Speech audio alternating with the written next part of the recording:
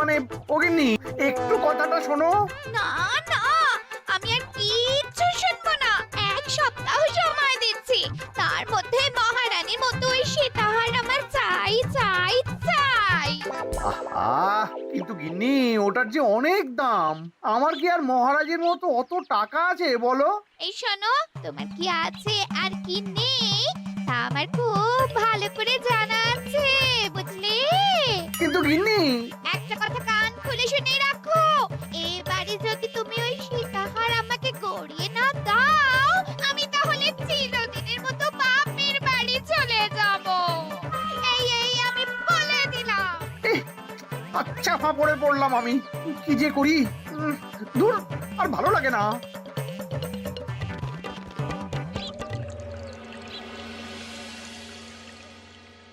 আজকে তোমাদের সকলের কাছে আমার একটা প্রশ্ন আছে। বলুন মহারাজ। আচ্ছা, ধরো তোমরা যদি এ রাজ্যের লোক না হতে, অন্য কোন রাজ্যের হতে, তাহলে তোমাদের কাছে কৃষ্ণনগর কেমন মনে হতো? মহারাজ, এক কথায় বলতে গেলে সমৃদ্ধ শক্তিশালী রাজ্য। বেশ, তা হঠাৎ এমন প্রশ্ন মহারাজ? আসলে বেশ কিছুদিন ধরেই আমি একটা কথা ভাবছিলাম। ঈশ্বরের দয়ায় আমাদের সবই আছে, তবু রাজ্যকে আরো শক্তিশালী ও অন্যান্য রাজ্যের সাথে সুসম্পর্ক বজায় রাখা একটা রাজধর্মে পড়ে। ঠিক বলেছে। ঠিক বলেছেন। বলি, তুমি কি এসব কথা কখনো ভাবো মন্ত্রী? হ্যাঁ, মানে আগে রোজ না, কিন্তু কখনো সখনো বোধহয় ভেবেছিলাম। কবে শুনি? ইয়ে ওই তো কিছুদিন আগে, ওই সেদিন। এটা ঠিক কোন সেদিনের কথা বলছেন মন্ত্রী মশাই? যেদিন আকাশে ওই দুটো সূর্য উঠেছিল? তোমাকে সবকিছুতে ফোড়ন কাটতেই হবে না গোপাল, হ্যাঁ? কি আর করি বলুন, আপনার কষ্ট যে আর সহ্য হয় না।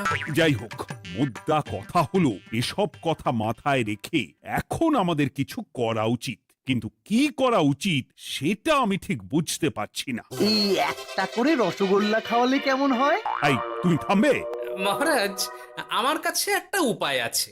10 দিনের একটা মিলন মেলার আয়োজন করলে কেমন হয়? খুব বাজে হবে। একটা মেলা কত ঝামেলার কাজ সেটা বোঝো? একেই কত খরচ, তার উপর আবার অনেক লোক। মোটেই না, এটা তো দারুণ বুদ্ধি দিয়েছো গোপাল। এমন কিছুই তো চাইছিলাম। দূর, আর সবকিছুই আমার বিপক্ষে মনে হয়। দিনটাই খারাপ, আমি বরং চুপই থাকি। তাহলে সবাই শোনো, 1 সপ্তাহ পর কৃষ্ণনগর এক বিরাট বড় মিলন মেলার আয়োজন করছে, আর তার জন্য লোকজনকে নিমন্ত্রণ করার কাজ দেখবে গোপাল। যথাজ্ঞা মহারাজ। আর মন্ত্রী, ভালো করে শুনে রাখো, মেলা প্রাঙ্গণ সাজানো, ঠিকঠাক নিরাপত্তা, এসব তোমার দায়িত্ব। আচ্ছা, কিন্তু বলছিলাম যে সবকিছু ভালো করে করতে গেলে খরচও তো। ওসব নিয়ে তোমাকে চিন্তা করতে হবে না। যত খরচই হোক আমাকে বলো, আমি দেব। আরে বাস, তো দারুণ ব্যাপার। এই ফাঁকে যদি কিছু আমারও লাভ হয়ে যায়, তাহলে গিন্নির গলার হারটার কিছু একটা করতে পারবো। বেশ, তাহলে প্রত্যেকে নিজেদের কাজ শুরু করে দাও।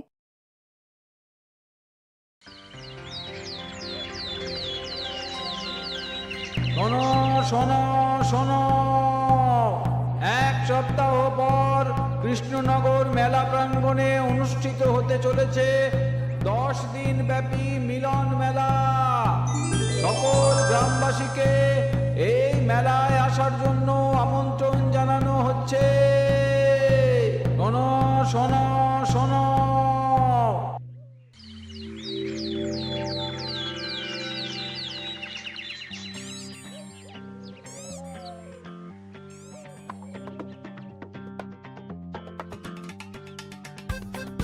বাহ বাহ বাহ, ঠিক যেমনটা চেয়েছিলাম তেমনটাই হয়েছে। আর এসব কিছুর জন্য আমি গোপালকে ধন্যবাদ জানাতে চাই। কি যে বলেন মহারাজ, এই কৃষ্ণনগর তো আমার নিজেরই পরিবার। সেসব আমরা খুব ভালো করেই জানি গোপাল। আদিক্ষেতা একেবারে উতলে পড়ছে। এসব দেখে গা জ্বলে যায়। তোমার এই এত ভালো বুদ্ধি দেওয়ার জন্য আমি তোমাকে 50টি স্বর্ণমোহর উপহার দিতে চাই। এটা কি হলো? এরকম হলে কিন্তু আমি খেলবো না। কেন মন্ত্রী, তোমার আবার কি হলো? আমিও তো মেলার আয়োজন করেছি, তাহলে গোপাল একা কেন উপহার পাবে? সে তো মেলার জন্য অনেকেই কাজ করেছে, কিন্তু আসল বুদ্ধিটা তো দিয়েছে গোপালই। মন্ত্রী মশাইয়ের বোধহয় খুব হিংসা হচ্ছে। ঠিক আছে মহারাজ, আপনি বরং এই উপহার সকলের সাথে ভাগ করে দিন। না গো, কোনো ভাগ চাই না। তোমার উপহার তুমিই রাখো। যত সব।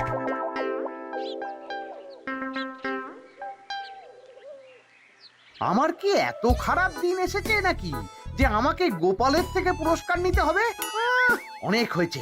না না না, এবার আমাকেই কিছু ভাবতে হবে মনে হচ্ছে।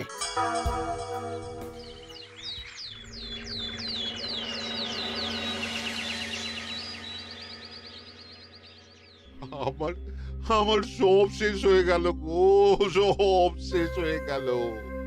এবার এবার আমার কি হবে? মহারাজ, মহারাজ কিছু একটা করুন, মহারাজ কিছু একটা করুন। চিন্তা করো না, আমি দেখছি। যারা দোষী তারা শাস্তি পাবেই। কি শুরু হলো বলো তো হঠাৎ করে? এত বড় বড় চুরি ডাকাতি হয়ে গেল, অথচ কেউ কোনো টেরই পেল না। হ্যাঁ মহারাজ, আসলে রাতের বেলা যখন সবাই ঘুমিয়ে থাকে তখন এই চুরি ডাকাতিগুলো হয়, তাই কেউ কোনো শব্দ পায় না। ভালো করে অনুসন্ধান করো, যে বা যারা এই কাজ করছে তাদের যত তাড়াতাড়ি সম্ভব ধরে ফেলতে হবে, নইলে তো আমাদের প্রজাদের অনেক ক্ষতি হয়ে যাচ্ছে। হ্যাঁ মহারাজ, আপনি কোনো চিন্তা করবেন না। কোথায় আনন্দ করে সব প্রজারা মেলা ঘুরবে তা নয়, আবার এই উটকো ঝামেলা। একটা কথা বলছি, কিছু মনে করবেন না। আসলে এই ঝামেলার কারণ হলো গোপাল। আমি ঠিক জানতাম কোনো না কোনো ভাবে আপনি আমাকে দোষ দেবেন। সত্যি তো, এসবের সাথে গোপালের কি সম্পর্ক? ওরই তো সম্পর্ক আছে মহারাজ। মেলা শুরু হলো আর তার সাথে চুরি ডাকাতিও। আর যদি গোপাল মেলার বুদ্ধিটা না দিত তাহলে রাজ্যে এত চুরি ডাকাতিও বাড়তো না। মানছি মন্ত্রী মশাই, মেলার বুদ্ধিটা আমার, কিন্তু মেলার নিরাপত্তা রক্ষা তো আপনার দায়িত্ব ছিল। যদি মেলা থেকেই এই ঝামেলা শুরু হয় তাহলে তো আপনার কাজেও ফাঁক আছে। মুখ সামলে কথা বলো গোপাল। আহ, তোমরা একটু থামবে? এখন নিজেদের মধ্যে ঝামেলা করার সময় নয়। সবাইকে একসাথে কাজ করে আসল চোর ডাকাতদের ধরতে হবে, তারপর বোঝা যাবে কার দোষ ছিল আর কার নয়। আগে মহারাজ।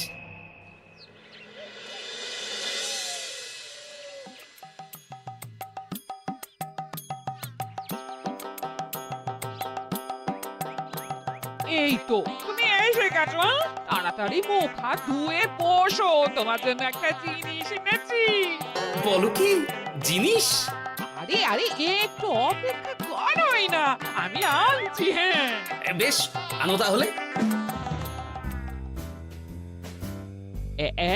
এই নাও, খাও।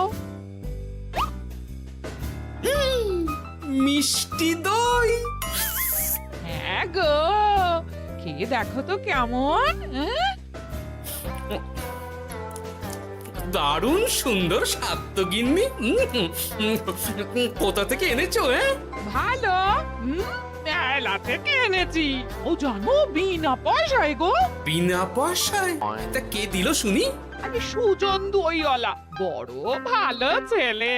শুধু আজ নয়, ও রোজই মানুষকে ভালোবেসে না বিনা পয়সায় দই খাওয়ায়। হ্যাঁ বাবা, বেশ অবাক করা কাণ্ড। আসলে সুজনের দেশের বাড়িতে অনেক জমি জমা, গরু মোষ আছে। ও তাই বলে ওর টাকা পয়সার নাকি কোনো দরকার নেই, তাই ও বিনা পয়সায় খাওয়ায়। হ্যাঁ বুঝলাম। বাবা, খুব ঘুম পাচ্ছে এখন। ও গিন্নি, শোনো না, আমি বরং একটা ঘুম দিই এখন, বুঝলে?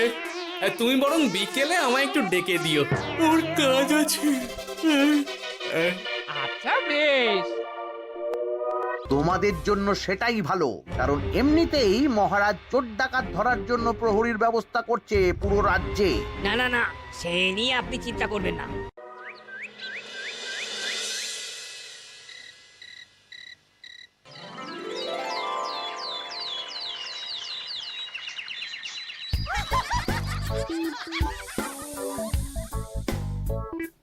কই গো ওরে আর কতক্ষণ ঘুমোবে সকাল তো হয়ে গেল। সে কি গিন্নি, সকাল? তোমাকে যে আমি কতবার বললাম আমাকে বিকেলে ডেকে দেবে। তা বলি কবেকার বিকেল, গতকালে না আজকে? তা তোমার বুদ্ধিতে কি বলে গিন্নি? আমার বুদ্ধি নিয়ে কথা বলো, আগে নিজের ঘুমকে দেখো। গতকাল বিকেল থেকে ডেকে ডেকে গলা ব্যথা হয়ে গেল, কিন্তু ওনার ঘুম আর ভাঙে না। হতেই পারে না। পারে না? ওদিকে কাণ্ড দেখো, রাতের খাবার পর্যন্ত পড়ে আছে। হ্যাঁ, আজব কাণ্ড। যাই হোক, অনেক দেরি হয়ে গেছে বুঝলে, আমাকে এক্ষুনি রাজসভার জন্য বেরোতে হবে।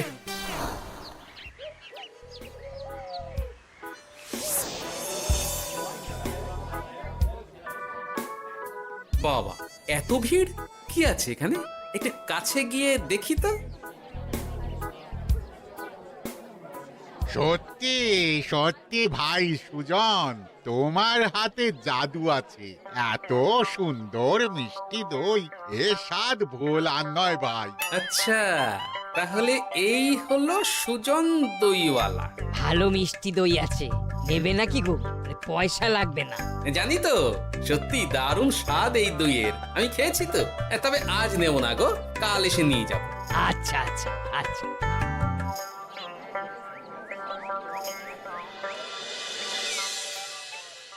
আর কোনো নতুন খবর পেলে ওই ডাকাতদের ব্যাপারে? না মহারাজ, এখনো ঠিক ধরতে পারিনি। ওরা বোধহয় বুঝতে পেরে গেছে যে আমরা খোঁজ করছি। মহারাজ, আমার মাথায় একটা নতুন বুদ্ধি এলো। রাতের বেলা করে সব বাড়িতে পাহারা দেওয়া শুরু করলে কেমন হয়? সব চুরি তো রাতেই হচ্ছে। আরে, এ তো দারুণ বুদ্ধি। কিন্তু মহারাজ, আমাদের রাজ্যের প্রহরীরা রাতের বেলা কি করে পাহারা দেবে? কেন কেন, কি সমস্যা? অনেক সমস্যা আছে। তাদের শরীর খারাপ হতে পারে, তার চেয়েও বড়, রাত জেগে থাকলে দিনে তারা সকলে ঘুমোবে, তখন পুরোটাই বেকার হবে। কিচ্ছু বেকার হবে না মন্ত্রী মশাই, আমাদের প্রচুর সেনা আছে। তাদের সকলকে দায়িত্ব ভাগ করে দিলেই হয়ে যাবে। তুমি বেশি বোঝো। গোপাল তো কিছু ভুল বলেনি মন্ত্রী। আমরা পাহারা বাড়াবো। আমি আজই সব সেনাদের সাথে কথা বলছি। সেনাপতি, তুমিও এই ব্যাপারটা একটু দেখো। যথাজ্ঞা মহারাজ।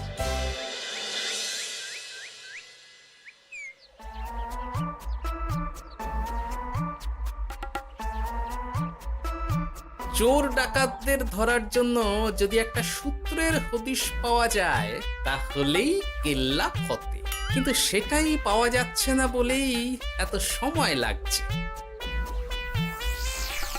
আরে, ওটা মন্ত্রী মশাই মনে হচ্ছে না? আড়ালে দাঁড়িয়ে এরকম কার সাথে কথা বলছে? এবার আমি যা বলছি ভালো করে শোনো। আজ রাতে মেলার পিছনের দিকে যে মাঠটা আছে সেখানে চলে এসো। বাকি কথা ওখানেই হবে। এই জায়গা নিরাপদ নয়। বেশ রহস্যজনক ব্যাপার। মেলার পিছনের মাঠ বললো না? রাতে আমাকেও দেখতে হবে কি হয় সেখানে।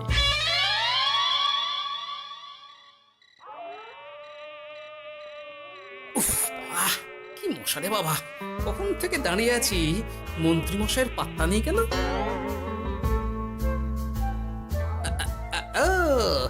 ওই তো চলে এসেছে। এই যে আমার সোনার হাটটা কই? হ্যাঁ, পই পই করে বলেছিলাম আমার ওটা চাই। আগে কি আর বলি বলুন তো, ওই হাটটা আমাদের দলের প্রধানের খুব পছন্দ হয়ে গেছে, তাই কোনোভাবেই ওটা দিতে পারলাম না। কি এত বড় সাহস! আমার বলার পরেও তুমি এরকম করলে? বড় ভুল হয়ে গেছে মন্ত্রী মশাই, এবারের মতন ক্ষমা করে দিন, আর হবে না, এই কথা দিচ্ছি। তোমাদের জন্য সেটাই ভালো, কারণ এমনিতেই মহারাজ চোর ডাকাত ধরার জন্য প্রহরীর ব্যবস্থা করছে পুরো রাজ্যে। না না না, সে নিয়ে আপনি চিন্তা করবেন না। আমাদের ধরা পড়ার কোনো সুযোগই নেই, কারণ যে পরিমাণ ওষুধ আমি আমার দইতে মিশিয়ে দিই সেটা একবার যে খাবে মরার মতন ঘুমোবে। বাহ বাবা, সে তো খুব ভালো। করো করো। তার কোনো নতুন খবর পেলে? মেলা তো শেষের দিকে। হ্যাঁ, পেয়েছি।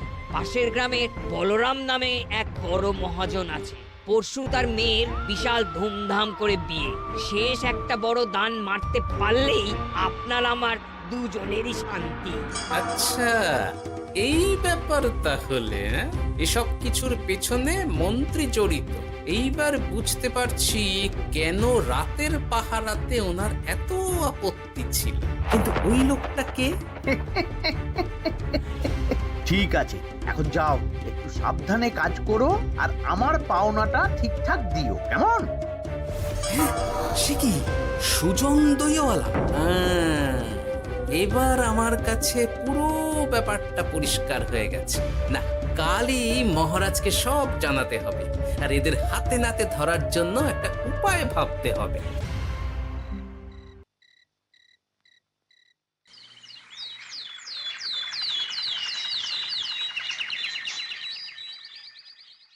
আরে এসো এসো, তোমার জন্যই তো অপেক্ষা করছিলাম। কি এমন জরুরি কথা আছে যে একান্তে দেখা করতে চাইলে? কোন মুখে বলি মহারাজ, সর্ষের মধ্যেই যখন ভূত তখন আর কি।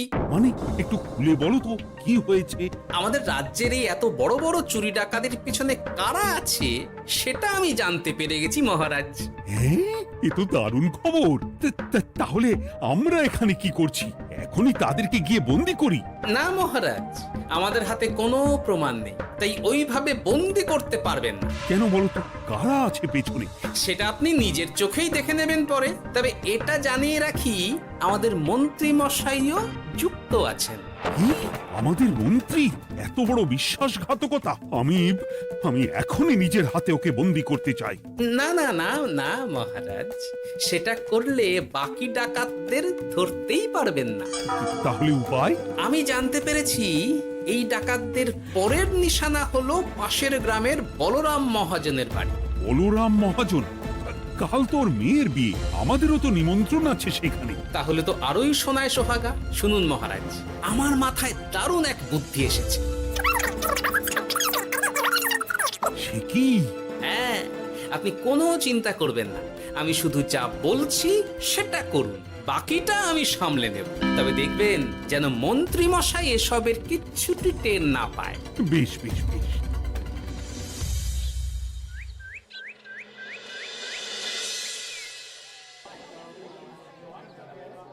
আর তো কিছুক্ষণ, এরপরেই তো সন্ধে নামবে। তোমার সবকিছু তৈরি তো? হ্যাঁ মহারাজ। আরে মহারাজ আর গোপাল কানে কানে এত কি কথা বলছে, আমাকেও জানতে হবে সেটা।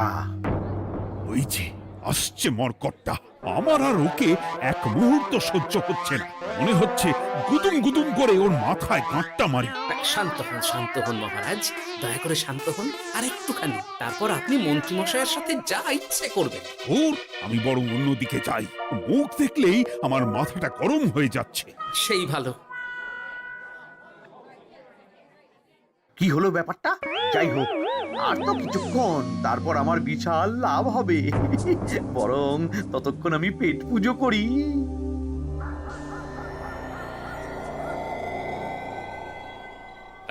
যা যা দামি জিনিস আছে সব দিয়ে দে।